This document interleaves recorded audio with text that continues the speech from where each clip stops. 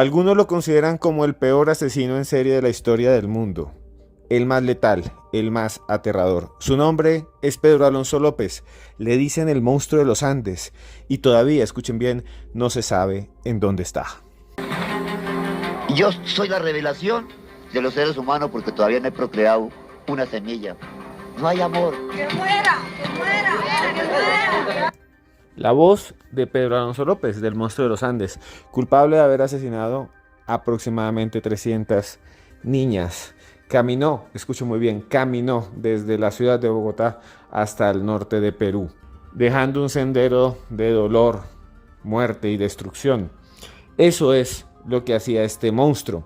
En este podcast de los audios de Cruz Escribiente van a escuchar audios increíbles con la voz de Pedro Alonso López y vamos a tener un invitado que nos va a contar su historia, un criminalista que ya ha estado aquí muchas veces y que ustedes conocen, así que abróchese los cinturones y escuche hasta el final porque esto es los audios de Cruz Escribiente.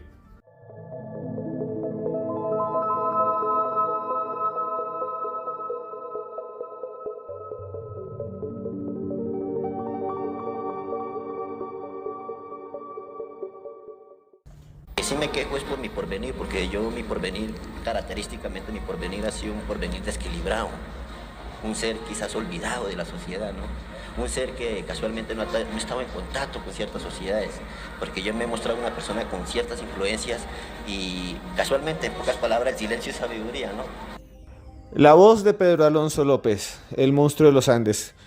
Alguien que se considera pudo haber asesinado a más de 300 niñas. Toda una tragedia. Toda una tragedia. Todavía, vuelvo a repetir, como dije en la introducción, no sabemos dónde está. Y es que Pedro Alonso López es una leyenda negra. Lo conocen en Perú, especialmente en el norte, en Tumbes, en la ciudad de Ambato, Ecuador, donde fue capturado. Y aquí en Colombia, en El Espinal, un pueblo en donde él nació y donde todavía viven sus hermanos. Lo sé porque durante muchos años yo mismo he seguido su pista, he investigado, he intentado saber qué pasó con Pedro Alonso López después de que fue liberado absurdamente por el gobierno de Colombia, por el sistema judicial colombiano. Incluso llegué a constatar en dónde estuvo por última vez y dónde se tomó una fotografía sin que nadie lo capturara. Para hablar de Pedro Alonso López, del monstruo de los Andes, estamos aquí con un invitado muy especial, alguien que siempre nos acompaña cuando hablamos de casos criminales como este. El señor Edwin Olaya, psicólogo, criminalista, escritor. Edwin, muchas gracias por estar aquí con nosotros en los audios de Cruz Escribiente. Esteban, bueno, muchísimas gracias por tu invitación. Como siempre es un gusto compartir contigo, con tus seguidores y también un gusto hablar de estos temas y de estos casos que siempre llaman muchísimo la atención y que siempre tienen detalles interesantes que conocer y sobre todo de los que aprender. La historia de Pedro Alonso López es una historia de injusticias, de dolores. Comienza cuando su madre, embarazada, vivía entre las montañas de Colombia. Allí se vivía la violencia, una época terrible. Liberales y conservadores se mataban entre sí a machetazos. Había una cosa que se llamaba la corbata colombiana, era degollaban a una persona y le sacaban la lengua por allí. Otro era el corte de florero, cortaban los brazos, las piernas y la cabeza y lo colocaban todo allí, en el hueco donde debería estar el cuello.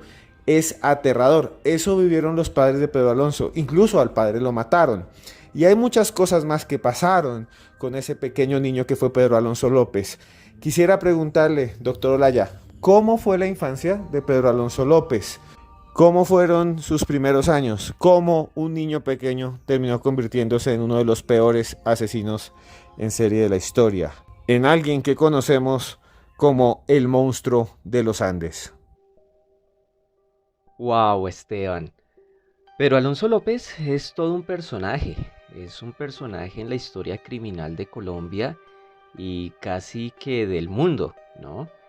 En su condición, en su ejercicio de asesino en serie, se estima que fueron más de 200 sus víctimas. Algunos incluso aventuran que pudieron ser más de 300, partiendo sobre todo de sus propias afirmaciones, ¿no? En algún momento posterior a su captura, mencionó que tenía en Ecuador más de 200 víctimas, que en Perú muchas más, algunos dicen que pudieron ser 50, y que en Colombia pues la cifra llega a ser casi que indeterminada. Ciertamente fue uno de los asesinos en serie más activos en la década de los 70, en estos tres países, sobre todo en Colombia, y pues es un triste referente para nuestra historia. Al hablar de su infancia, pues tendríamos que decir que nació en octubre de 1948 en una población del departamento de Tolima. Em, Su entorno, el entorno en donde creció fue principalmente rural, fue una zona rural, una familia de campo.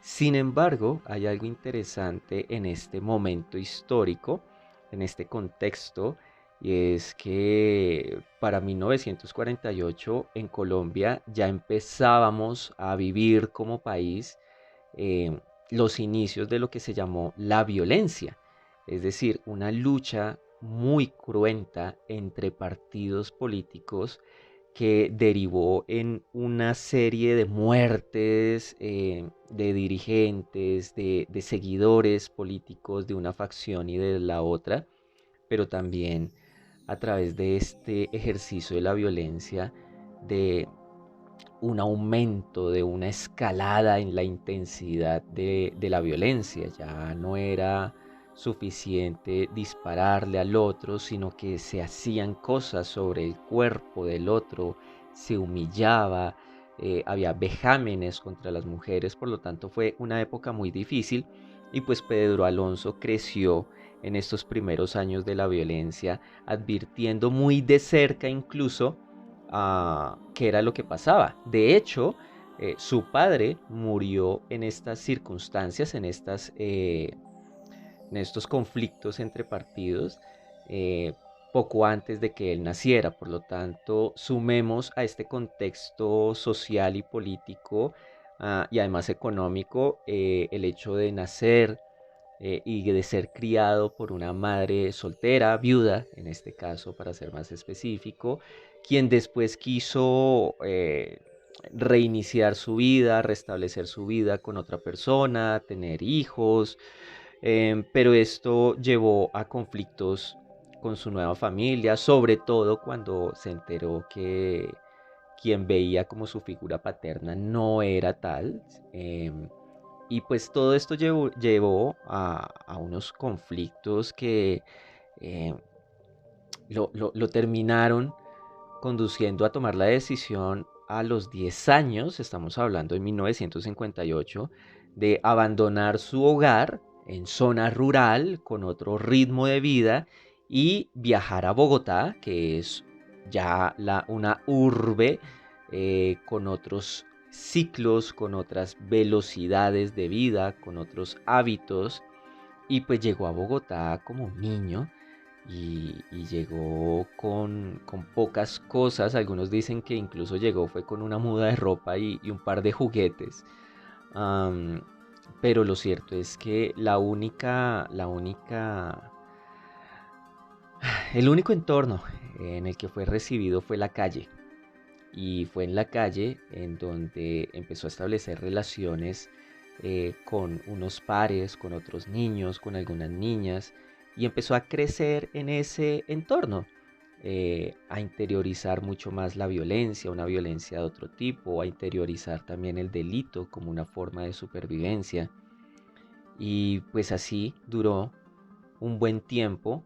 De hecho, él contó en algún momento que incluso fue adoptado por unas familias. Y cuando digo familias es porque hubo como dos polos, ¿no? Eso tú lo sabes bien, Esteban. Él mencionó que hubo una familia de extranjeros que lo adoptaron y bueno, pasó una serie de circunstancias y finalmente él se escapó, pero también cuenta que fue adoptado por una familia también de habitantes de calle que ejercían como recicladores.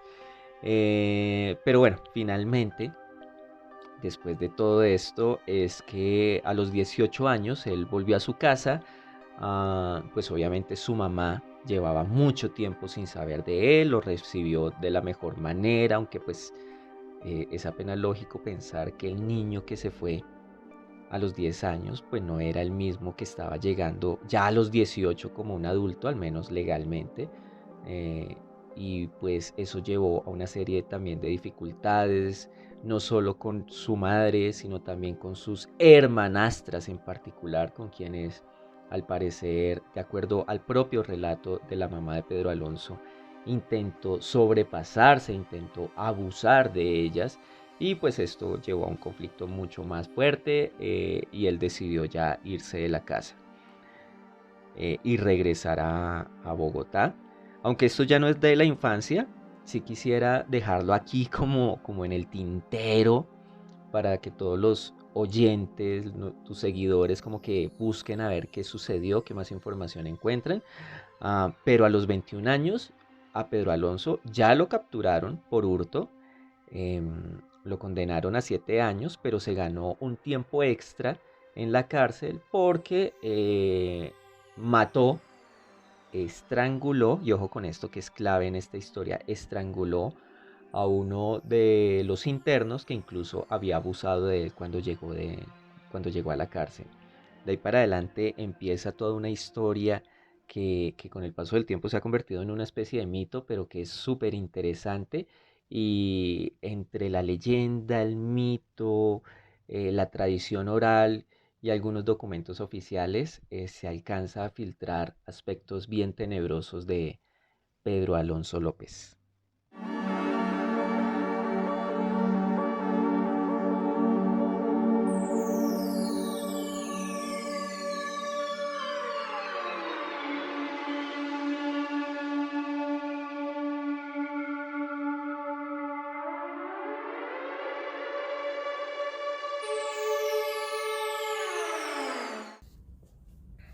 Y así como tengo el valor de llevar a la policía para entregarla a Josamenta y no me han cogido fragante en el hecho, pues tengo el valor de confesar la verdad.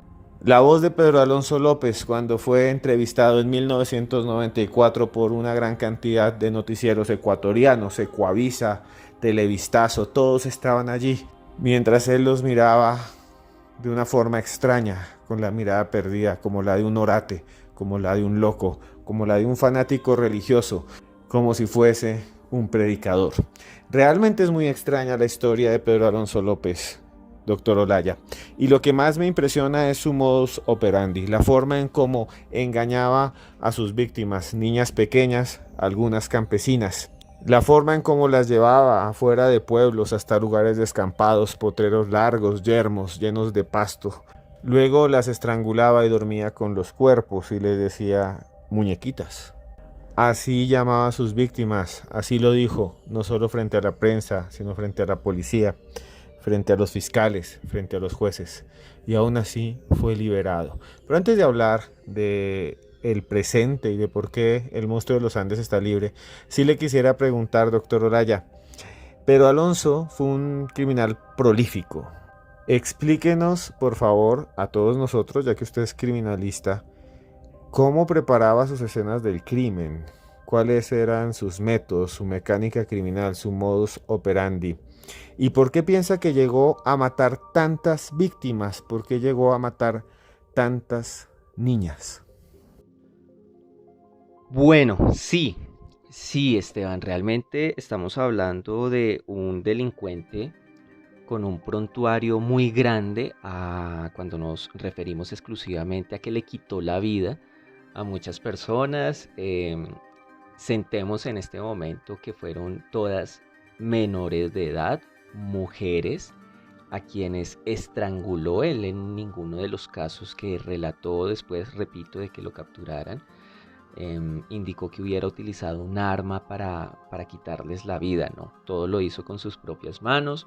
Además que detrás de esto había también un tema simbólico de dominio sobre sus víctimas y de verlas de manera directa mientras fallecían.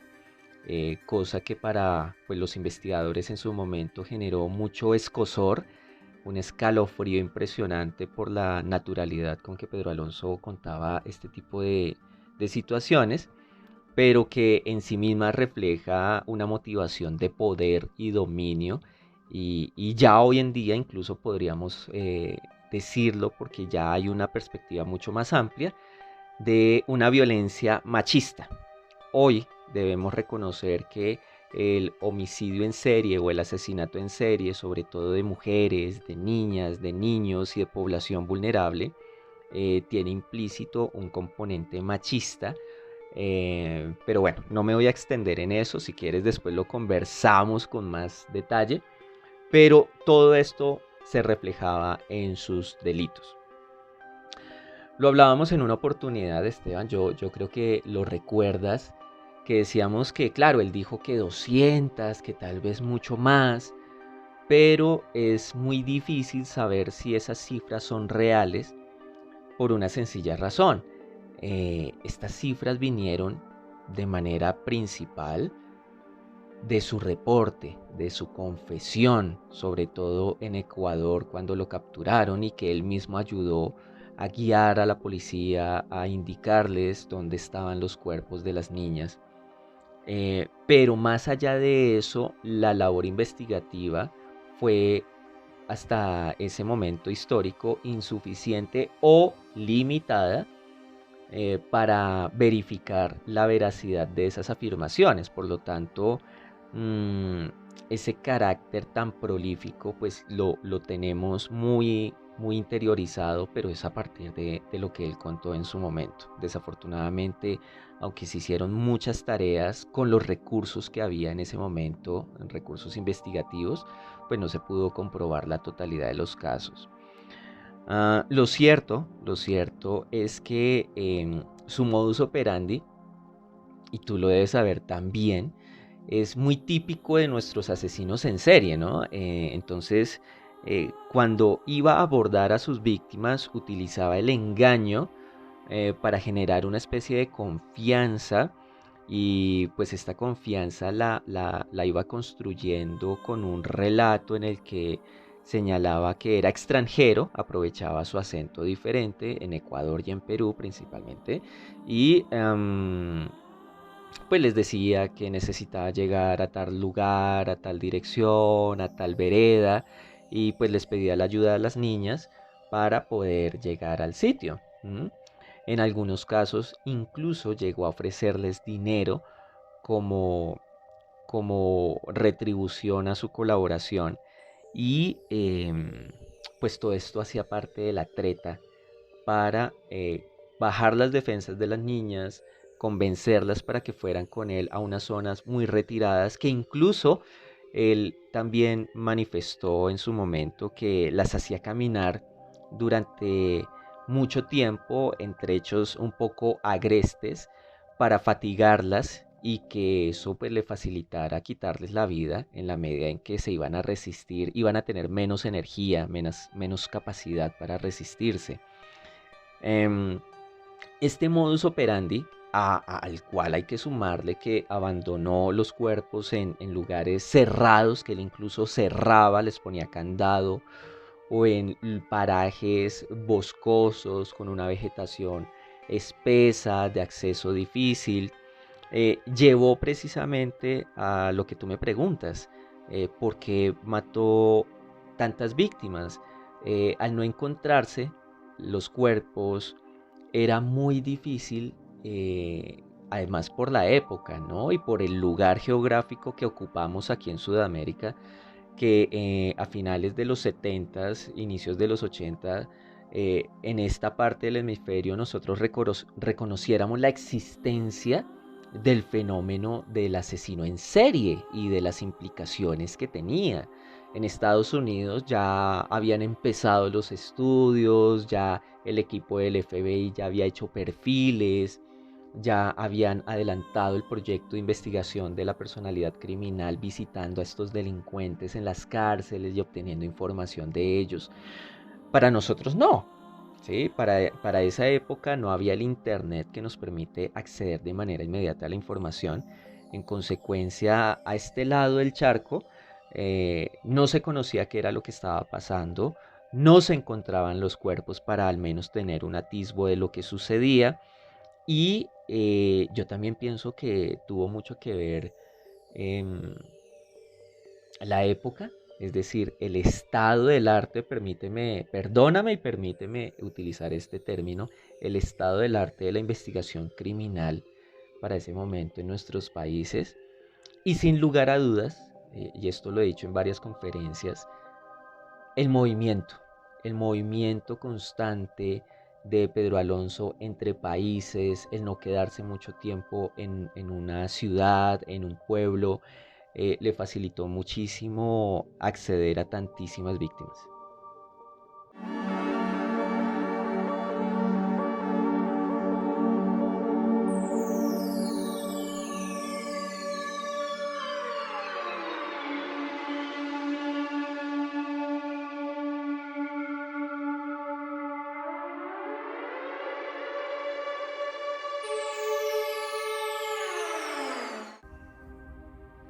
¿Cómo enterraban a los cuerpos?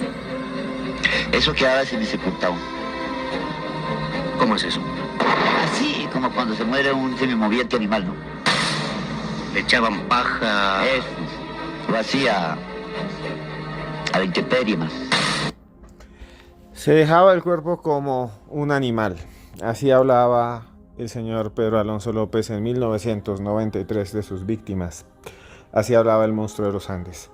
Es algo realmente pavoroso. ¿Cómo puede haber alguien así? ¿Cómo puede alguien tener una mente tan fría, tan macabra, tan oscura? Yo escribí un libro que se llama Los monstruos en Colombia si existen. Lo pueden conseguir en cualquier librería de Colombia. Para construir los relatos que están ahí, investigué durante más de 3 años casos como los de Pedro Alonso López. Eso me permitió conocer familiares de las víctimas. Encontré también documentos judiciales impresionantes. Por ejemplo, en alguno de ellos, él escribía cartas a los jueces que tenían su caso, que lo juzgaban, con palabras muy extrañas, repitiendo que él era una persona muy evolucionada.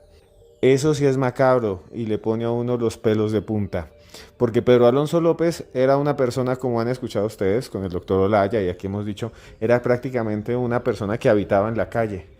Era una persona que a duras penas sabía leer y escribir. Y se nota mucho en sus cartas. Los trazos son deformes, las letras se ven grotescas. Vivió muchos años de su vida en la cárcel. Y aquí es donde le quiero preguntar algo, doctor Olaya. Algo que siempre he querido saber. Y quiero aprovechar este programa de los audios de Cruz Escribiente para preguntarle a usted, que también ha seguido el caso, que es un gran investigador, que es un psicólogo criminalista. Quisiera saber cómo Pedro Alonso López, cómo el monstruo de los Andes pudo haber llegado a Perú. O sea, cómo este personaje llegó hasta la frontera norte de Perú caminando, siempre caminando, más de 1000 kilómetros, caminando, más de 1500 kilómetros a pie a la vera del camino. Él decía, por ejemplo, que si veía un árbol de naranjas y no había nadie, se metía y robaba, que si en el camino encontraba, digamos, a alguien que vendía comida y se descuidaba, le robaba la comida. Y ahí, en cada pueblo, en cada finca, en cada hacienda, al lado de arroyos, de ríos, caminando entre las cordilleras, debajo de raudales, entre breñas y debajo de la sombra de cerros repletos de hielo, glaciales, nevados, eternos. Allí este señor causaba dolor y daba rienda suelta a sus deseos más profundos. Doctor Olaya, ¿cómo Colombia, Perú y Ecuador y todos sus policías y todas las fuerzas del orden no se dieron cuenta que tenían al frente a un terrible asesino en serie? ¿Cómo alguien puede acabar con la vida de menores caminando de pueblo en pueblo durante años y nadie se da cuenta? Es completamente absurdo, pero es América Latina, ¿no?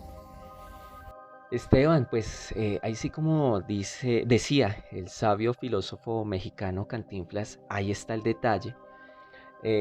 Lo hablábamos hace un momento.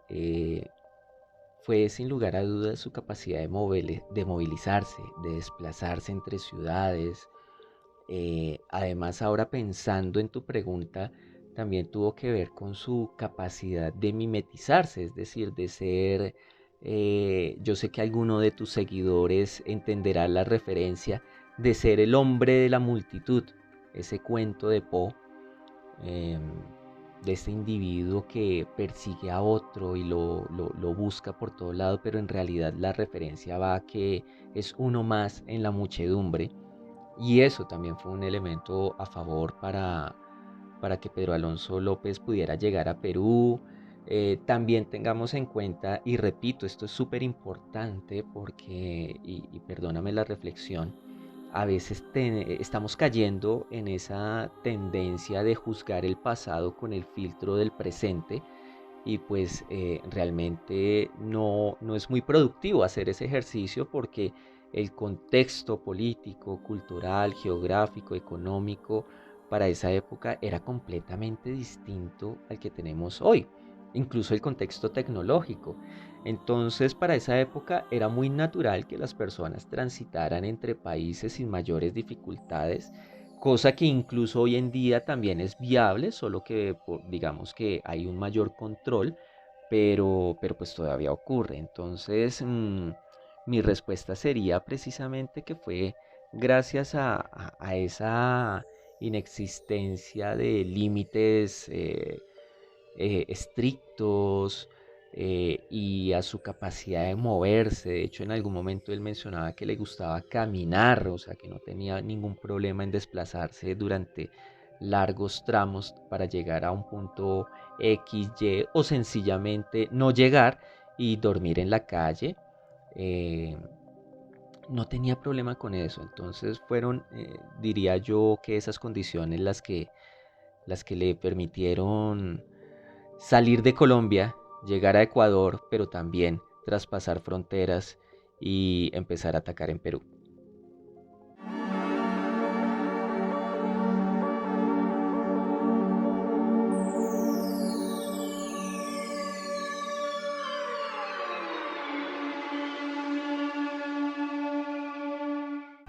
En agosto de 1998, faltando 2 años para que llegáramos al nuevo milenio, Pedro Alonso López fue liberado. En ese momento nadie dijo nada. En Colombia, en Ecuador, todos estábamos pendientes del Mundial de Fútbol de 1998 y nadie dijo nada. Pedro Alonso López salió de la cárcel, se dirigió a la casa de su mamá, de apellido Ochoa, Benilda, que vivía allí en el Espinal, Tolima. Tocó la puerta y cuando le abrieron entró, saludó a su madre, Osco, la miró mal, fue hasta la habitación y se robó todo lo que pudo. Desarmó la cama de su mamá y se la llevó y dijo: aquí le estoy cobrando todo, señora, me estoy llevando mi herencia en vida porque usted no es nadie y a usted no la quiero. Eso me dijo ella que ya falleció, cuando yo investigaba para mi libro de los monstruos en Colombia sí existen, doctor Olaya, y me parece impresionante el hecho de que el gobierno de Colombia haya liberado a Pedro Alonso López, a un asesino de estas características. Luego lo siguió la Interpol y lo han investigado y lo han buscado por todas partes, pero ¿cómo pudo haber sucedido esto, doctor Olaya? ¿Cómo pudo ser liberado uno de los peores asesinos en la historia de la humanidad? Esteban, lo primero es que en Ecuador su liberación se produjo sencillamente porque cumplió su condena. Em, es decir, cuando a Pedro Alonso lo capturan en 1980, empieza todo un proceso de investigación que, como mencionábamos hace unos minutos, estuvo acompañado por el mismo Pedro Alonso. Es decir, él se sumó a la investigación, indicando dónde estaban los cuerpos, indicando algunos datos de las víctimas, am, señalando sitios, bueno, en fin. Esta colaboración llegó hasta un punto porque, como él mismo lo dijo, se sintió traicionado por las autoridades y hasta ahí llegó. Entró en momento de mutis. Sin embargo, ya había suficiente información para condenarlo y esto ocurrió en 1981. La condena fue de 16 años y pues nada que hacer, ya es un tema legal y bajo ese entendido fue que salió libre en Ecuador. Entendamos que sobre todo en este hemisferio no hay muchos países que contemplen la acumulación de penas, y menos aún la cadena perpetua o la pena de muerte. Entonces, ese era el contexto legal en Ecuador. Cuando ya llegó a Colombia, ya es otra historia. Ciertamente empieza un proceso legal después de salir de Ecuador. Van investigadores de Colombia por él a Ecuador y empieza todo el periplo para traerlo a Bogotá. Y bueno, finalmente se le recluye en una de las cárceles que se encuentran en Bogotá, en la ciudad capital. Fue la cárcel La Modelo. Y pues aquí sí ya viene un detalle un poco difícil de digerir. Yo lo voy a admitir también como investigador, como perfilador criminal, incluso como criminólogo. Y es que en 1998 se le hizo una evaluación psiquiátrica y el profesional que lo examinó consideró que Pedro Alonso López estaba curado, así tal cual estaba curado, y ese fue el argumento principal para que se le dejara en libertad. Ese mismo año, después de ser liberado, visitó a su mamá en Tolima y le exigió que le diera en vida su herencia. Y pues efectivamente esta mujer, ya una anciana, pues le dio unos billetes y creo que unos muebles de la casa, si no estoy mal. Y lo dejó que se fuera con eso y ya. Desde ese momento no se ha tenido conocimiento de su paradero. De hecho, en el 2002, Interpol emitió una circular roja que implica una circular de búsqueda y captura.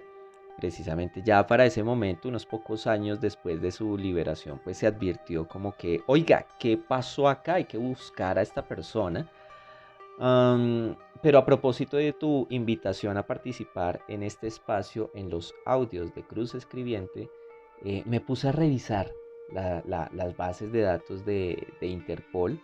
Hice la búsqueda con la información de Pedro Alonso y ya para esta fecha pues ya no hay ningún registro de circular roja para Pedro Alonso, ni siquiera aparece en la base de datos. Esto como dato así un poco más reciente del caso. Como le decía hace un instante, la liberación en Colombia sí es un poco más conflictiva, genera muchos sentimientos encontrados. Al no tener conocimiento exacto de cómo fue el procedimiento de evaluación psiquiátrica, de las competencias del profesional, pues no podría ser una aseveración más contundente a que quizás faltó mayor rigor. Y repito, no caigamos en esa tendencia de juzgar el pasado a la luz de los avances del presente. Pero recordemos que para esa época, tanto la ciencia psicológica como la ciencia psiquiátrica, y qué decir de la criminología, apenas estaban reconociéndose como ciencias formales, serias, hablo en nuestro terruño. Ya habían tenido unos avances, pero no se habían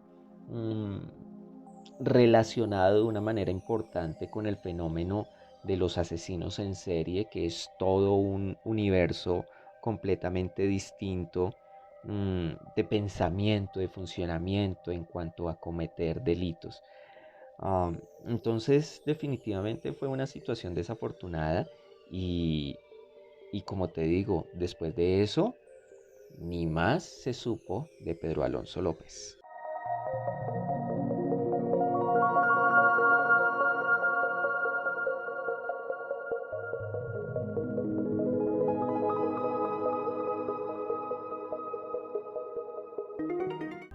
Aunque no sabemos en dónde está Pedro Alonso López al día de hoy, algunos miembros del gobierno de Colombia dicen que encontraron su cuerpo y que lo enterraron en una fosa común. Eso dicen. Lo cierto es que la circular roja de Interpol que ordena su captura todavía está vigente.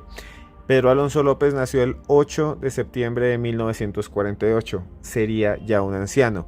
Pero el 22, escuchen muy bien, el 22 de septiembre de 1999, él fue personalmente a una registraduría de Colombia, oficina donde pidió su número de identificación personal, donde pidió su tarjeta de identidad, su cédula. Y fue impresionante porque nadie lo capturó. Y conocemos que eso sucedió porque varios lo hemos investigado. Escuchemos a un periodista muy reconocido de Colombia que nos va a narrar cómo él descubrió que Pedro Alonso López caminó impune durante varios años por las calles de Bogotá. Me parece necesario, a propósito de este momento que hablaremos de números y de la identificación de Pedro Alonso López, todo su proceso judicial inicialmente estuvo basado en el número de cédula 1616617. Estamos hablando del señor Israel Céspedes Barrios, una persona que no tiene ningún antecedente penal. Simplemente Pedro Alonso López logra burlar la justicia colombiana, ecuatoriana y peruana y queda signado bajo este número, y así se mantienen sus expedientes. Tiempo después logra hacer la cedulación aquí en la capital del país, diciendo que era de Venadillo, Tolima, cuando muchos de los investigadores también han logrado verificar que él era más bien de Santa Isabel. Bueno, todo aquello que él utilizaba para poder evadir a la justicia. Esa fotografía que es sumamente impactante, la de Pedro Alonso López, ya convertido prácticamente en un anciano que muy seguramente estaba divagando o estará divagando por las calles de la capital colombiana. No sé ustedes, pero este caso sí es completamente retorcido, porque además durante casi 30 años, mientras fue juzgado en Ecuador, en Perú, en Colombia, Pedro Alonso López siempre mostró una cédula falsa, un número de identificación falso. Les voy a dar el que es. Les voy a dar el número verdadero. Antes de que le pregunte aquí al doctor Olaya lo siguiente, pero les voy a dar en exclusiva, en los audios de Cruz Escribiente, el número de identificación del monstruo de los Andes, que es nada más y nada menos 8092633. Bueno, doctor Olaya, ahora sí voy a hacerle una pregunta, perdón tenerlo ahí esperando, escuchando, pero es importante tener este contexto. ¿Dónde cree que está Pedro Alonso López? ¿Dónde cree que está? ¿Estará vivo? ¿Puede seguir matando, doctor Olaya? ¿Puede seguir hecho un anciano matando personas inocentes? ¿Puede seguir siendo el monstruo de los Andes? Uy, Esteban, esa pregunta siempre sale, y tú lo debes saber también. Es una pregunta de regla. Siempre, al menos cuando he hablado de este caso, aparece.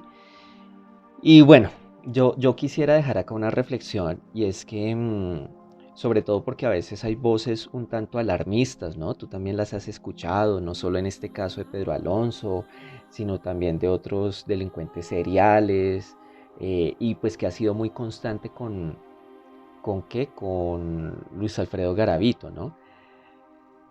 En el caso de Pedro Alonso, creo que debemos liberarnos un poco de ese imaginario del malvado infinito, de que tiene vidas infinitas y que tiene una infinita capacidad. A veces uno escucha profesionales que al hablar de otros casos dicen, no, pero por la edad si ya no puede hacer tal cosa, entonces haría otra, pero continuaría matando. Eh, y claro, cada caso es único, pero yo sí quisiera ser un poco más objetivo. Entonces fijémonos en lo siguiente. Estamos hablando de un individuo que durante toda su vida tuvo un estilo de vida poco sano. Él mismo reconocía que cuando no tenía que comer, pues buscaba en la basura o pedía sobras, en fin.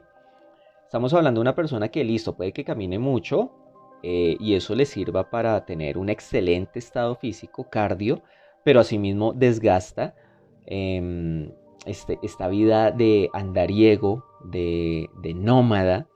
No tenía una red de apoyo con la cual contar en caso de emergencia, por lo tanto sus afecciones físicas, algún accidente, pues tuvo que lidiarlo bajo sus propios medios o eventualmente con la ayuda de una persona que apareciera en el momento. Entonces fijémonos solo con esas condiciones que ya hay un tema de calidad de vida con poca expectativa positiva a futuro. Sumemos también que para hoy en día, 2023, él tendría 74 años. Y no podemos desconocer que con la edad, yo mismo lo he sentido, Esteban, ya los años no vienen solos. Con los años ya no tiene la misma capacidad de resistencia, ciertas habilidades se van deteriorando. Y no hablo solo de lo físico, también hablo de lo cognitivo, la memoria, la atención, la capacidad de resolver problemas ya no es tan funcional, tan inmediata como en nuestros mejores años. Entonces, obviamente esto no le pasa a tus seguidores que están, mejor dicho,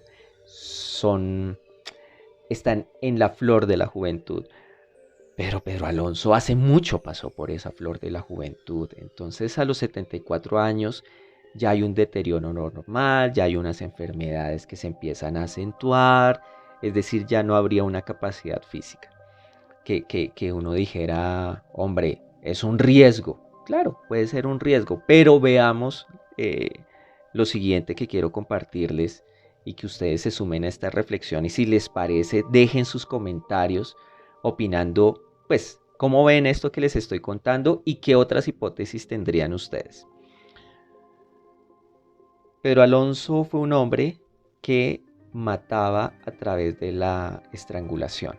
Era su método predilecto, precisamente por, como lo mencionaba antes, le permitía una posición frente a la víctima y con esta posición él era capaz de ver cómo la vida se iba de sus víctimas.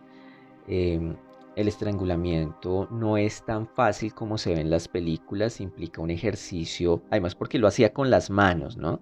Era una estrangulación manual, sería el término técnico. Por lo tanto, implica el ejercicio de una fuerza física importante, no solo en los brazos, sino también en las manos para generar la obstrucción no solo de las vías respiratorias, porque realmente la muerte ahí por asfixia se produce es por la opresión de los vasos sanguíneos, principalmente de las arterias, que son las que transportan el oxígeno, y pues al no haber ese transporte, ese tránsito de sangre oxigenada, pues el cerebro no se alimenta de oxígeno y pues falla y viene la muerte por asfixia. Entonces fíjense que es un ejercicio de fuerza, muy intenso, y habría que ver si la calidad y el estilo de vida de Pedro Alonso le daría para hoy en día seguir matando.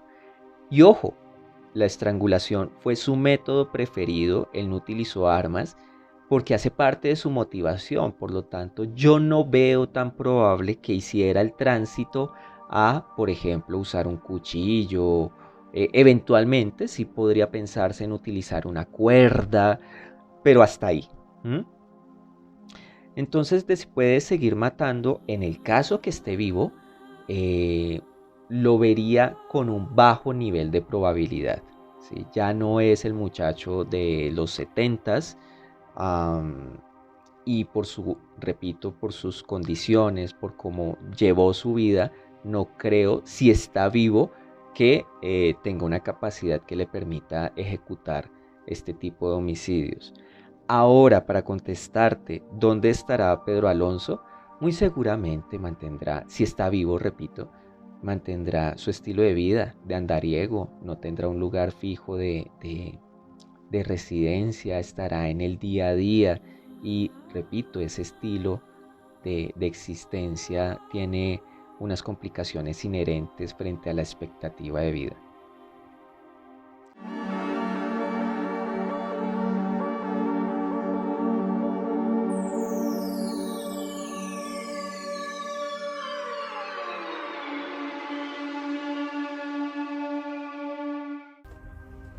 Bueno, hemos llegado al final de otro podcast de los audios de Cruz Escribiente. Les pido el favor que coloquen ya mismo like, manito arriba, si les gusta este contenido para que podamos seguir produciéndolo.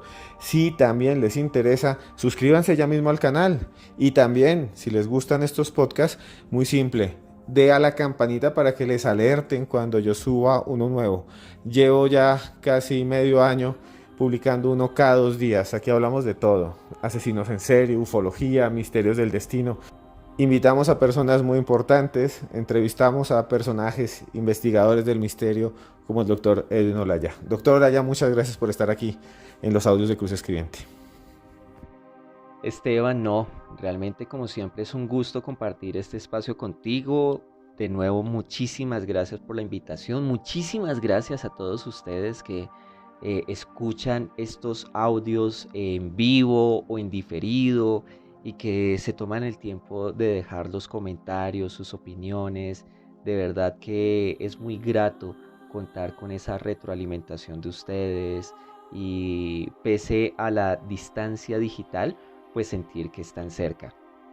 Bueno, y también quisiera hacer una invitación, Esteban, si me lo permites, yo ya me despido, espérame, dame tantico.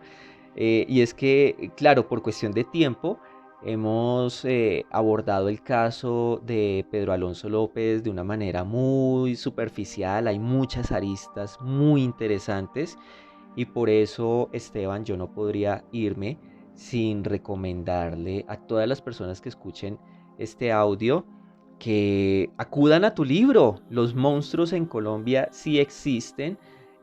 Hace unos días estuvimos en el lanzamiento de esta versión, de esta edición de aniversario, en donde van a encontrar muchísima más información de la que conversamos contigo, Esteban. Por lo tanto, a los que estén curiosos con este caso, mi invitación más sincera, les puedo decir desde un lado académico o científico, que es un libro de consulta bien interesante. Así que si quieren más detalles y cuentan con más tiempo, al libro. Háganme en el favor, al libro. Es una lectura bien agradable. Y bueno, Esteban, me pueden seguir, pueden ver algunas cosas que hago, algunas de las colaboraciones en las que participo a través de mis redes sociales. Me encuentran como Olaya M en Instagram, en YouTube y por supuesto en Twitter, en Facebook como que no la muevo tanto, así que pues son bienvenidos en las otras redes sociales, bienvenidos sus comentarios y para todos ustedes un abrazo gigantesco y tengan una buena vida. Chao.